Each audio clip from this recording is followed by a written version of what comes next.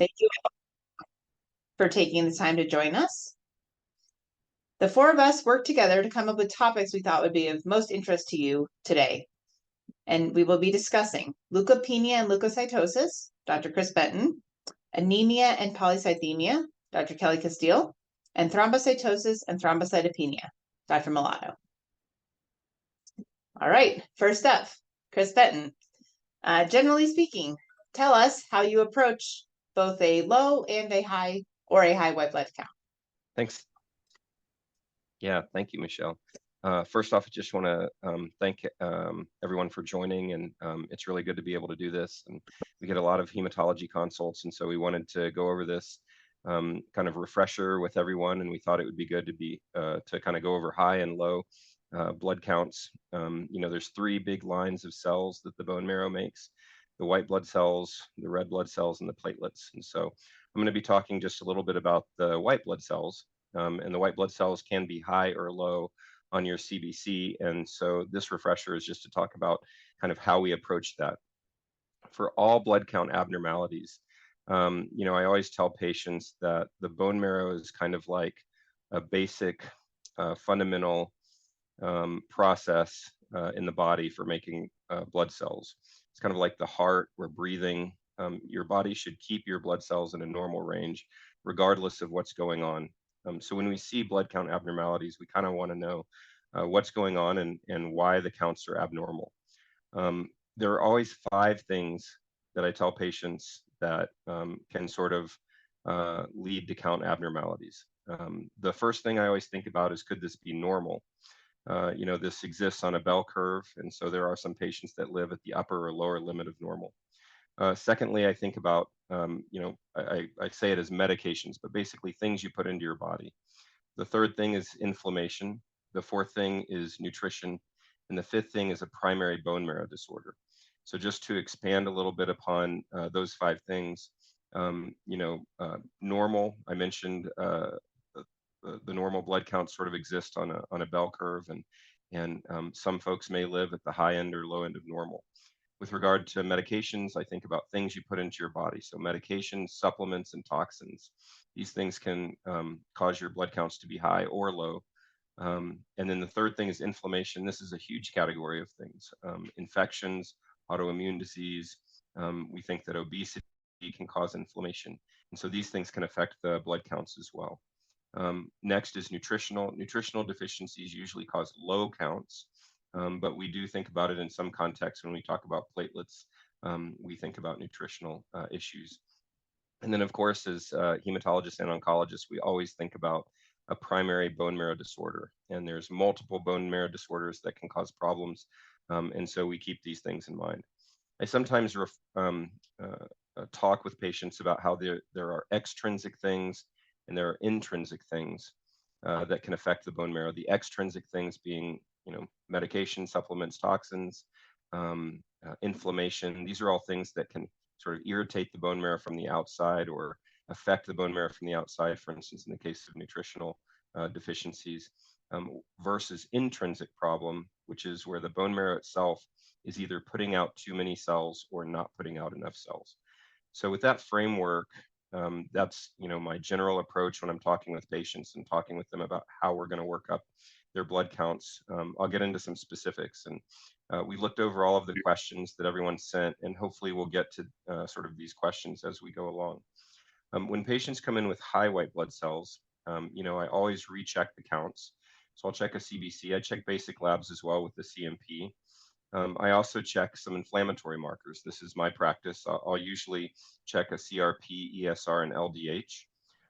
And then you learn a lot from looking at the blood itself. And so we always check a peripheral blood smear.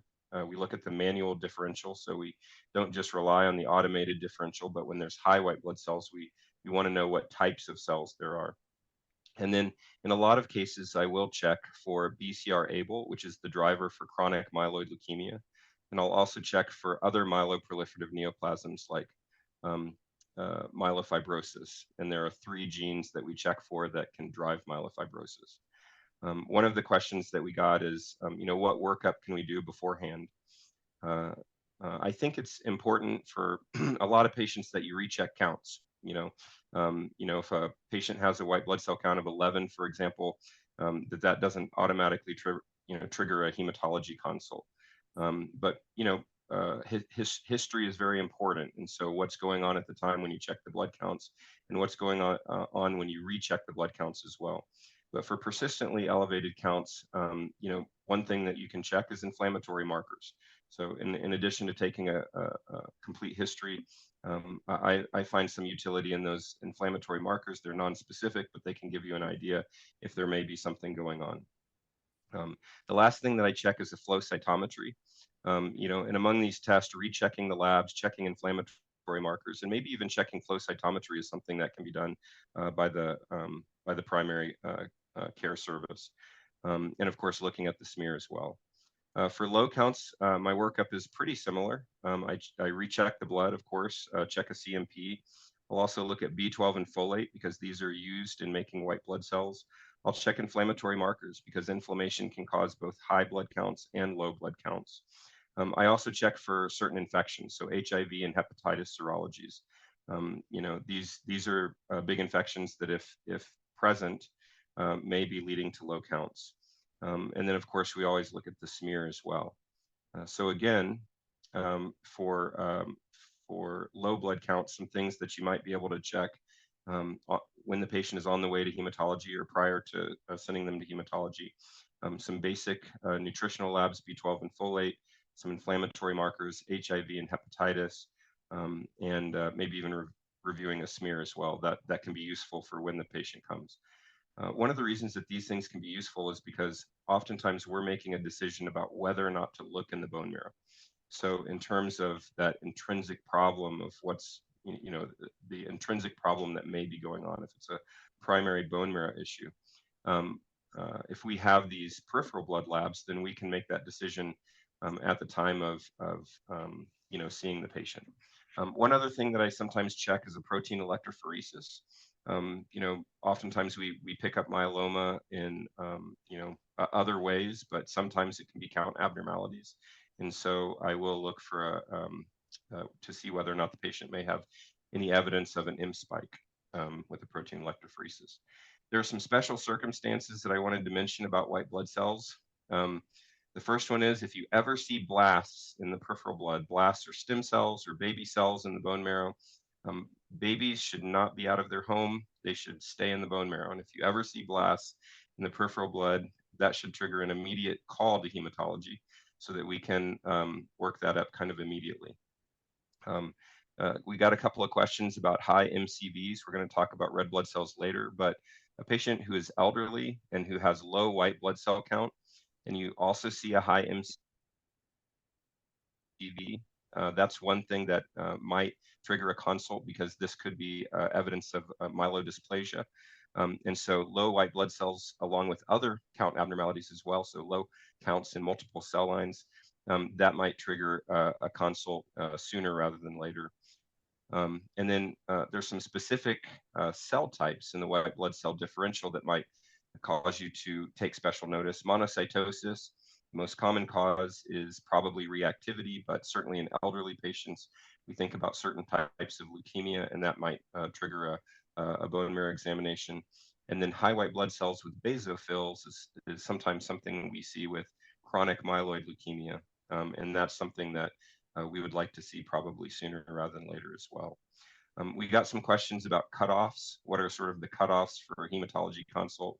There's no perfect answer, no hard number that I would give, but I can kind of tell you my approach to practice. When the white blood cells are less than 3, I'm already thinking about the possibility of a bone marrow exam. And then on the flip side, if the white blood cells are above 15, I'm starting to wonder if this is something more than just reactivity or something inflammatory. Again, those are not hard and fast numbers to live and die by. You won't find them in textbooks, but those are certainly numbers where I'm starting to think about a more significant process. I'll mention one other thing that we actually see a lot of is smoking causes high white blood cells. And a lot of times we don't find any problems, and patients have chronically elevated white blood cells in the range of 10, 11, 12, maybe even up to 15. and they're chronic smokers. And I have seen this with patients who only use marijuana. I've also seen this in patients who vape. And so something to keep in mind that falls under the toxins category. So just in summary, I think about those 5 things. Could this be normal? I think about I think about things you put into your body, medication, supplements, toxins. I think about inflammation. I think about nutrition. And then I think about a primary bone marrow disorder or an intrinsic problem in the bone marrow that is causing count abnormalities. Thank you, Chris. That was a very thorough review. Couple questions came through while you were speaking. In general, you mentioned that sometimes you'll have to repeat a count. What is the time frame that you like to do that? Do you have someone come back in a week or the next day or a month? Sure. Some of that has to do with history, and some of it has to do with the severity of the count abnormality. But I think a couple of weeks, 2 to 4 weeks, is probably a good time to recheck. If the patient has an infection or something, you might wait a month. But in that time frame, weeks to a month, maybe even a couple of months in some cases if it's a very minor abnormality. Okay. And is there something specific in the results that you get when you do your initial workup that would trigger an immediate hematology consultation aside from, as you mentioned, seeing blasts? Yeah, I think blasts. I also think that if the patient is, profoundly neutropenic, they're at risk for infection. That kind of patient should be seen sooner rather than later. So I mentioned white blood cells less than 2. White blood cells are, composed of multiple cell types. And so if you look at the neutrophil, the absolute neutrophil count, an absolute neutrophil count of less than 1, I would be more inclined to immediately send to hematology. And is there something specific that you look at when you decide whether or not to do a bone marrow biopsy? Yeah, I mean, I take the whole picture. I certainly am more inclined to do a bone marrow biopsy with those numbers that I mentioned, an ANC less than 1, white blood cell count less than 2.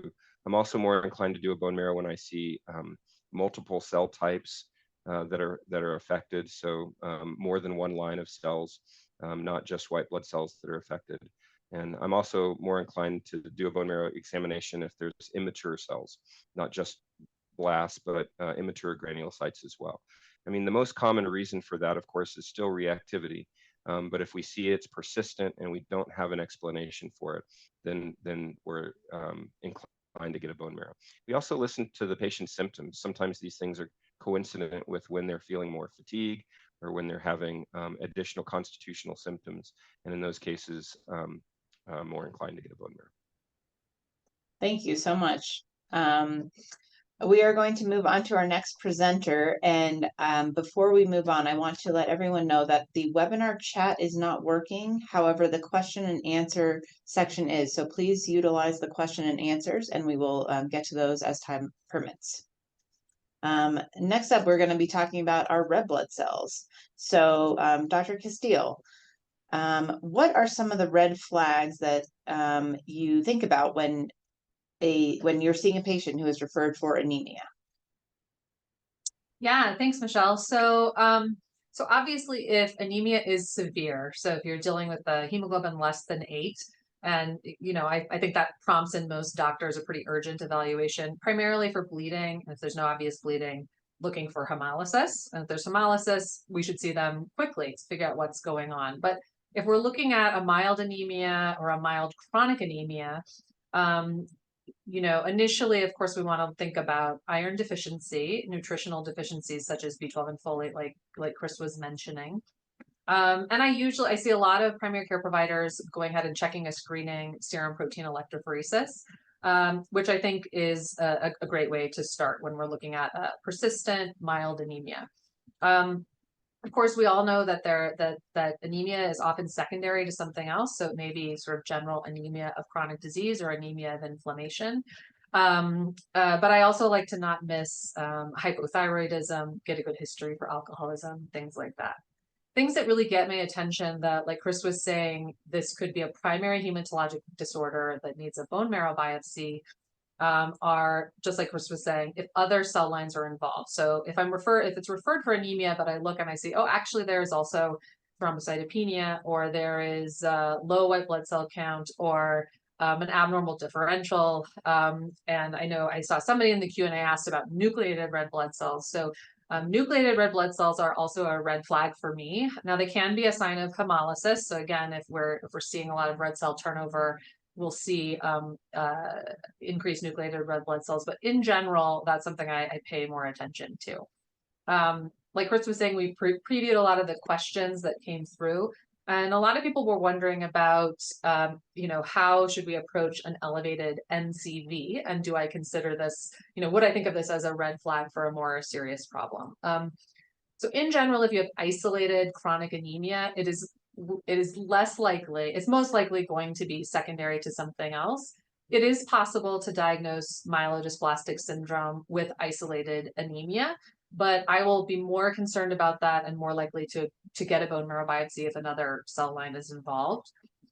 If the NCV is very high, or it's steadily increasing and there's no obvious sign of B12 or folate deficiency or chronic alcohol use or liver disease, then I definitely go to a bone marrow biopsy to make sure we're not seeing myodysplasia or other other process going on in the bone marrow, even if other cell lines aren't involved.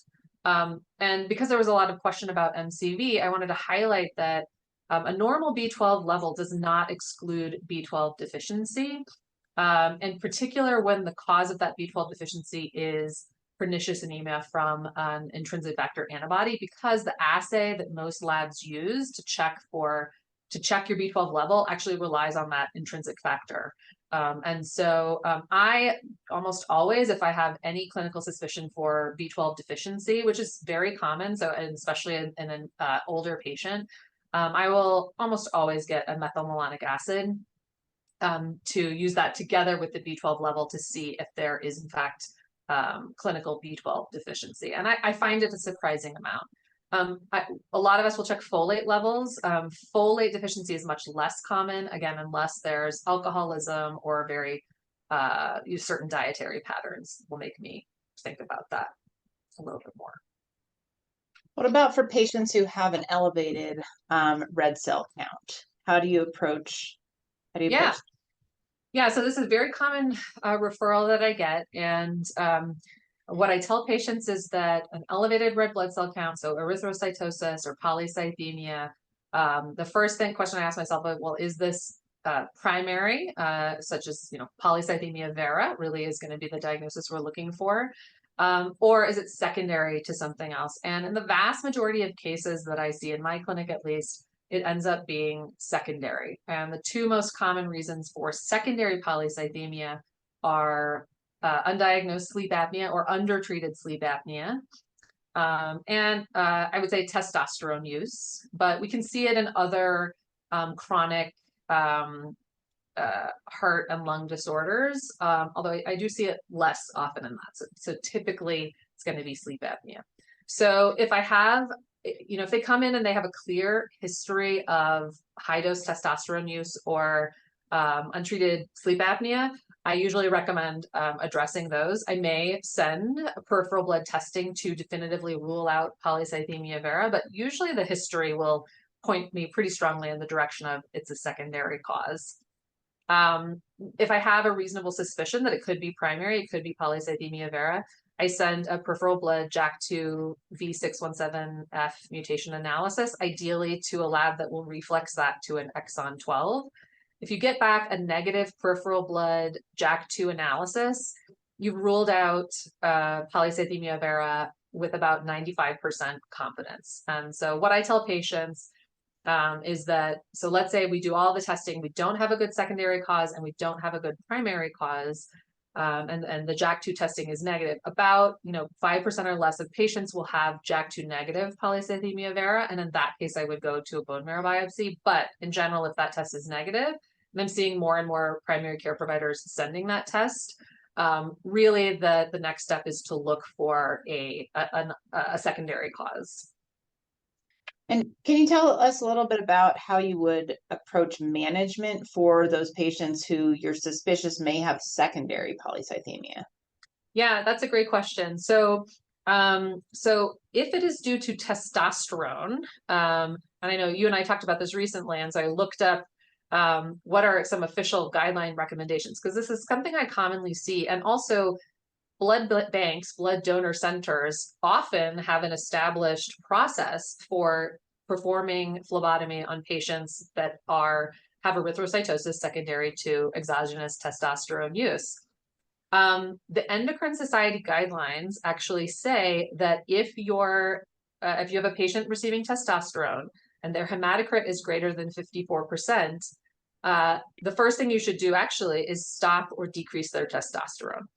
Now, many patients I've met that are on testosterone and referred for this reason are resistant to doing that because their testosterone does give them a lot of symptom improvement for whatever reason they're taking that testosterone. And so in that case, the Endocrine Society guidelines say you should consider phlebotomy to keep, at that hematocrit threshold of 54. So this is much higher than the threshold we use for polycythemia vera patients. But interestingly, the initial recommendation is in fact to stop or decrease the testosterone until that hematocrit falls below 54%. If I have a patient that is going ahead with phlebotomy concomitantly with testosterone use, it's very important that you don't cause iatrogenic iron deficiency. So the typical deferral period for red blood cell donation, when you're doing just a single unit, it can be different from donor center to donor center if you're going to give a double red. But typically it's 8 weeks. And I usually caution my patients not to get phlebotomy more often than that. And somebody should follow along and make sure they're not becoming iron deficient. Thank you for that. Anything else you wanted to add about polycythemia or erythrocytosis before we move on to talking about platelets? Yeah, I think the only other thing is if testosterone is not the cause for the polycythemia, really the underlying cause needs to be addressed. Those patients should not be getting phlebotomy. We know that, patients with polycythemia vera have increased risk of thrombosis, but the mechanism for that is different when the underlying cause is this genetic mutation in JAK2. Patients that have polycythemia for other reasons, they will be at increased risk for thrombosis, heart attack, but that's probably conferred more by the other comorbidities that they have. And so phlebotomy is not borne out as an appropriate treatment for a secondary polycythemia, except possibly with testosterone, as we already talked about. That's really interesting because that actually gets to one of the questions. And it looks like Dr. Benton answered this already, but just to add, someone asked about how sleep apnea is going to elevate the red blood cells. And I explain this a lot to my patients because they'll have elevated red blood cells, and that is because the body recognizes this factor called hypoxia-inducible factor. Your brain actually recognizes, hey, I'm not getting enough oxygen. So the body therefore says, I'm going to make more red blood cells because red blood cells carry oxygen. And so if you have a secondary erythrocytosis due to something like sleep apnea, and then you phlebotomize someone, you're actually really kind of messing with the way that the body is trying to work. So Yes. getting down to that underlying reason, what's driving it, is super, super important, because you may fix the number, but you may actually symptomatically make the patient worse. Yep. So, all right. So Dr. Millado, talking about platelets. So what is the common presenting signs and symptoms of a low platelet, and what should be on your differential? Yes. So patients with thrombocytopenia, as we know, can present with easy bruising or bleeding, sometimes petechia purpura. If they report bruising, truncal bruising, or even spontaneous bruising, sometimes that can be more worrisome. But as we know, oftentimes patients are completely asymptomatic, and really a low platelet count is found incidentally on routine labs. As far as the differential for thrombocytopenia, we know this is quite broad. So I find it helpful first to start by establishing, the timing and onset of the low platelet count. Has this been steadily decreasing over time, several months, over a few weeks, or was it an acute drop in the platelet count? And then also determining the severity of the thrombocytopenia. So we generally define mild thrombocytopenia between 100,000 and 140,000, moderate 50 to 99,000, and then severe less than 50,000. And kind of establishing this framework from the start can help kind of narrow your differential. As far as the differential diagnosis for thrombocytopenia, I like to think about it conceptually and break it down into really the mechanism of the low platelet count. So one category would be, is it a platelet production problem? Is it destruction or consumption, or could this also be something due to dilution?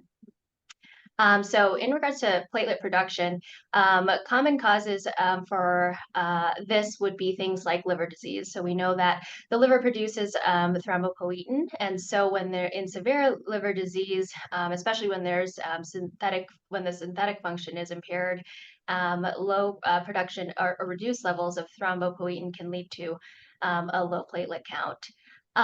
Within this category, I also make sure to ask patients if they've had any recent viral illnesses. This can cause transient bone marrow suppression. Ask about recent vaccinations, vitamin and nutritional deficiencies as well.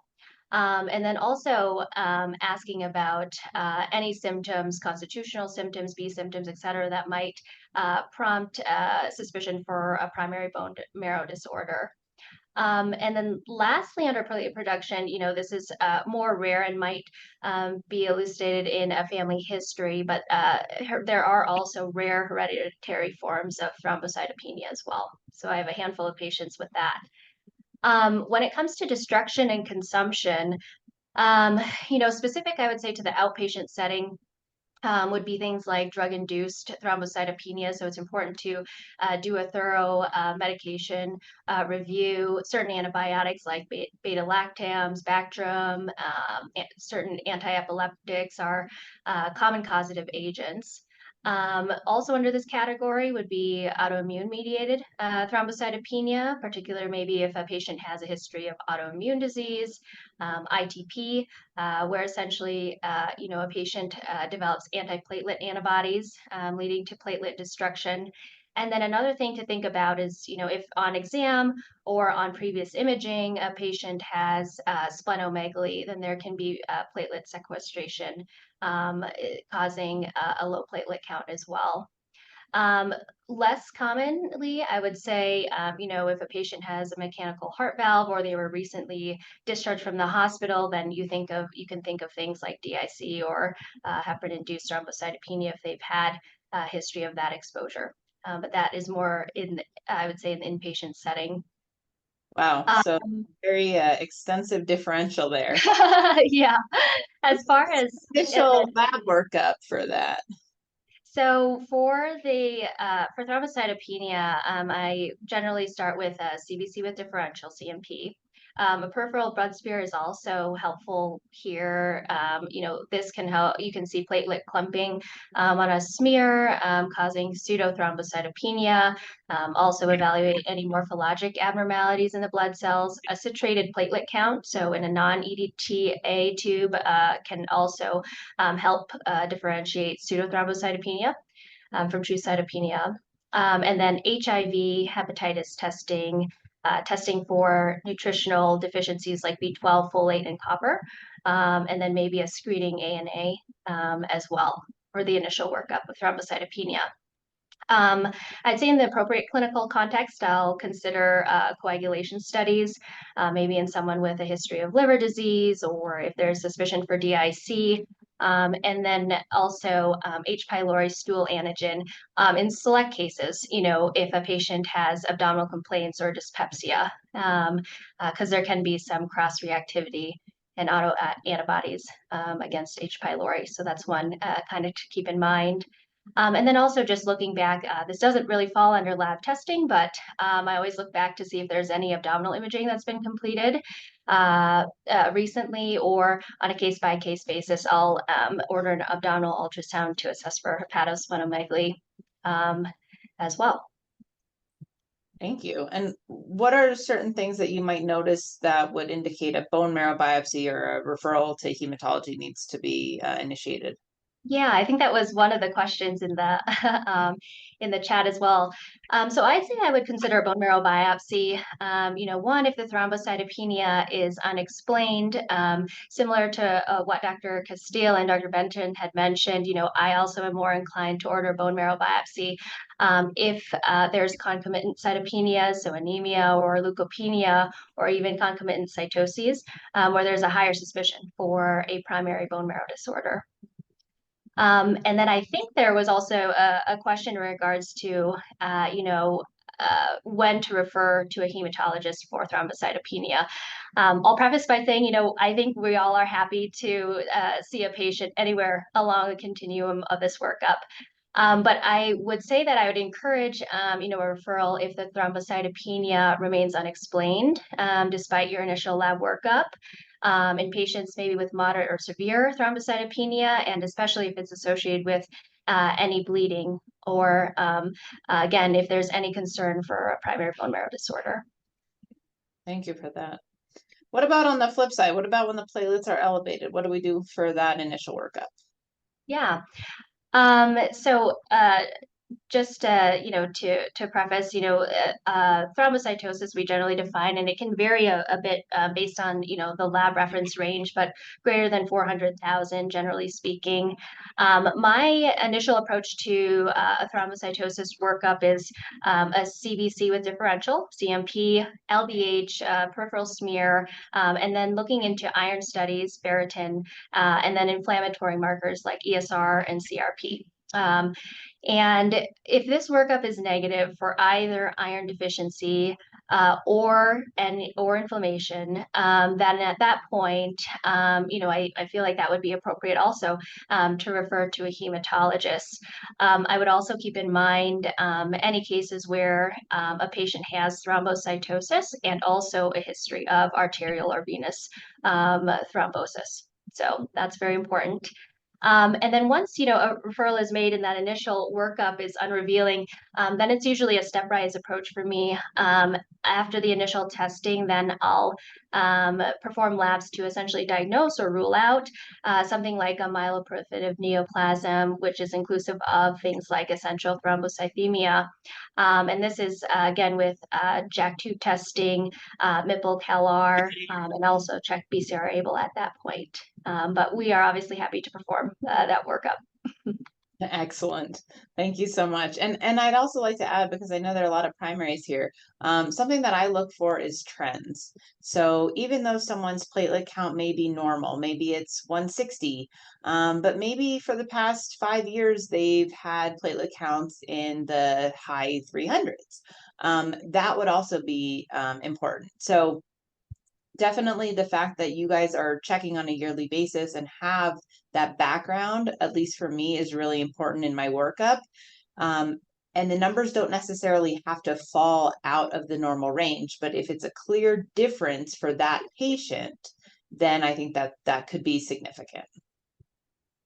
We have a question here about the clinical significance to platelet clumping reported on a CBC.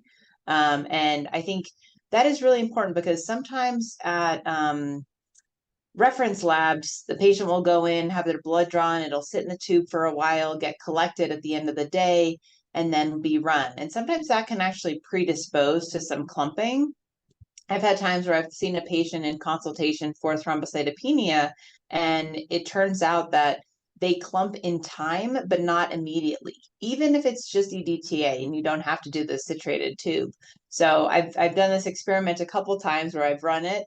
I've said, hey, you're great, platelets are 240. I've kept the specimen in our lab and I've checked again about 6 hours later. And sure enough, their platelets drop.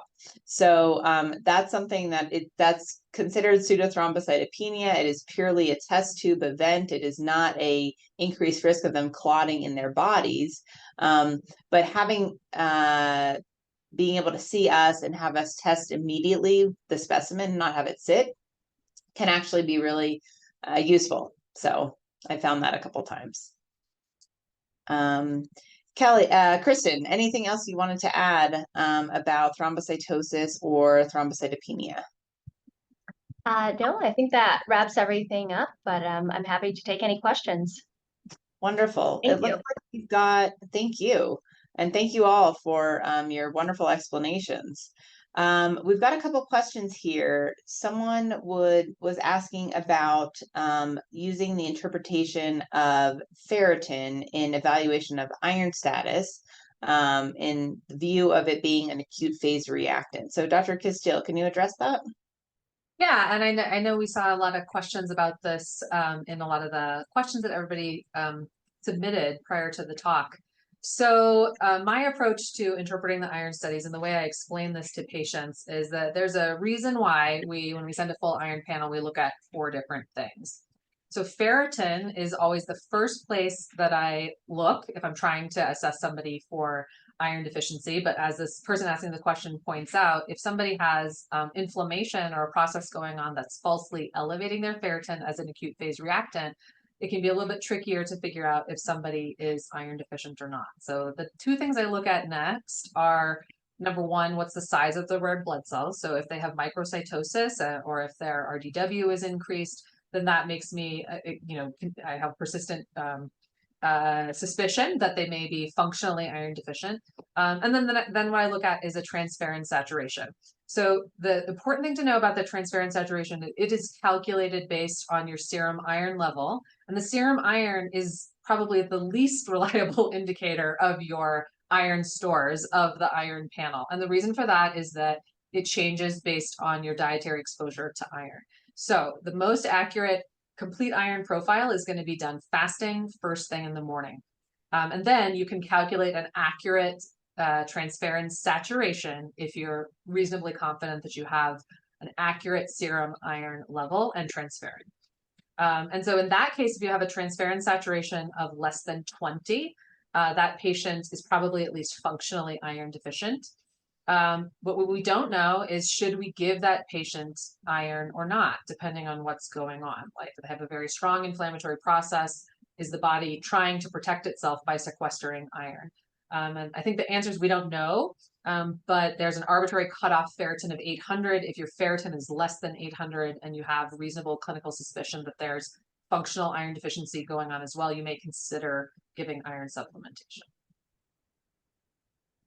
Thank you. Anything else that you wanted to add about iron? It looks like someone asked about the proper use of ferritin. I guess I'm not sure if they meant proper use of ferritin as a lab test or proper use of iron as a supplementation. So essentially what I would say there is that, making sure that you're testing all 4, as Dr. Casteel said, and oftentimes I have many, many patients who have never done a fasting iron panel. And I think that is super important, especially as someone who's treating with iron, to make sure that we're following and consistently measuring them at the right level, so that we're not, checking one day after they've had a beef burrito and for lunch. That's going to be very different than if they've had no oral iron exposure. So keeping that steady. The person, I believe, just another question. Sorry, they're coming in kind of quick. When to replace oral iron orally versus IV? Dr. Casteel, do you want to comment on that as well? Yeah. So one thing that might limit you is what a commercial insurer will pay for. And so their rules are going to be, if the transferrin saturation is less than 20, or the ferritin is less than 20, most commercial payers will use those thresholds. And they cannot tolerate oral iron, or they have completed 3 months of oral iron without an adequate response. Most commercial payers will go ahead and pay for IV iron in that case. There's some special circumstances, and these are appropriate for referral to us. These are going to be patients with gastric bypass, and so those may qualify for more aggressive IV iron replacement. And then pregnant women, especially if they're in their 3rd trimester, really you should just send those over to us right away, because the chance that they will respond to oral iron is very low. The chance that they will tolerate oral iron is very low. And physiologically, breast milk does not have a lot of iron, and so we want mom to have good IV iron, good iron levels, so that iron can cross the placenta and make up that baby's iron stores for their first year of life. Thank you. I see a question about if there's no clinical anemia, but the MCHC and the MCH are low, would you consider iron supplementation initially or start with a further workup? I would always start with a further workup at that point. Good for looking at it, right? Because I feel like some of those MCV, MCH, MCHC, they sort of get all jumbled up in the differential, in the, RBC indices and aren't looked at, but those are really important indicators that you may actually have an iron deficiency.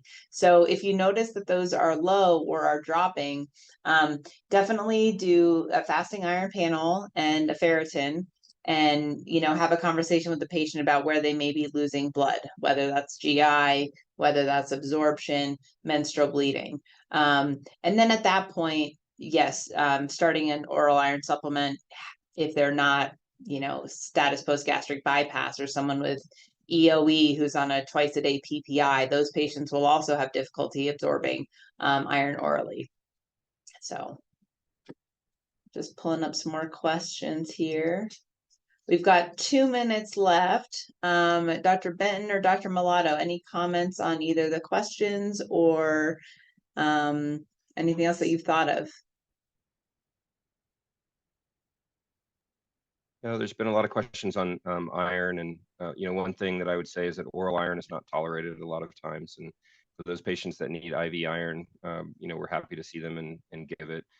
We can usually get some kind of IV iron covered by insurance, and studies show that when the ferritin is greater than 50, patients feel better, and some studies show that when the ferritin is greater than 100, patients actually feel better. So, we find a lot of times, and Kelly really talked a lot of very nicely about that iron saturation as well, and so we look at all these things, and oftentimes patients in need of iron need IV iron.